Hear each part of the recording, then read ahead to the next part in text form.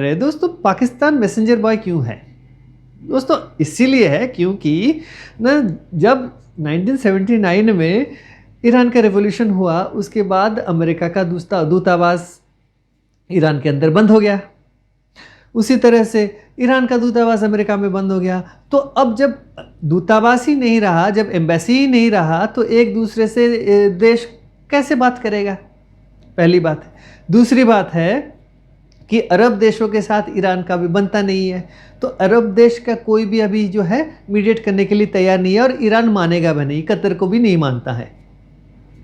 और दूसरे देश तो मीडिएट करने के हालात में है नहीं अभी, क्योंकि जो हो चुका है।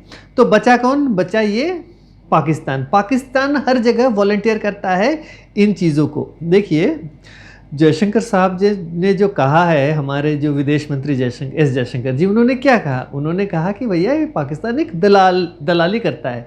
सही में ये सही बात है, दलाली ही कर रहा है। देखिए, एक देश है जिसको कुछ खोना नहीं है, उसके पास ना इकोनॉमी है, ना ट्रेड है, ना कॉमर्स है, ना मैन्युफैक्चरिंग है, कुछ नहीं है, एक कोलैप्स्ड इकोनॉमी है।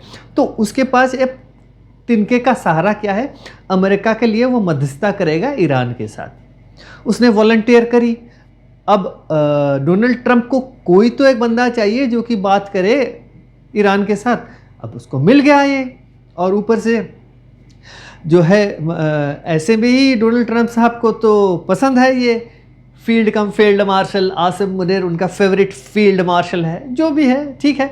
अब आसिम मुनीर ही तो चला रहा है गवर्नमेंट, तो उसने एक मैसेज भेजी व्हाइट हाउस में। हालांकि क्लेम किया जाता है कि उसने डायरेक्टली कॉल कर दिया है, कहीं से भी तो व्हाइट हाउस से पुष्टि नहीं हुई है कि भैया आसिम मुनीर के साथ डोनाल्ड ट्रंप साहब की बातचीत हुई है, टेलीफोनिक कन्वर्सेशन हुआ है, या शहबाज शरीफ के साथ हुआ है। नहीं। अब ये जो है, ये सिर्फ स्टीव विटकॉफ ने कहा कि हम एक 15 जो है पॉइंट पीस एग्रीमेंट हम भेजना चाहते हैं। अब कौन पहुंचाएगा? तो पाकिस्तान को बोला गया, बेटा आजा, ये ले ले ये कागजात और जाके पहुंचा दे ईरान के पास।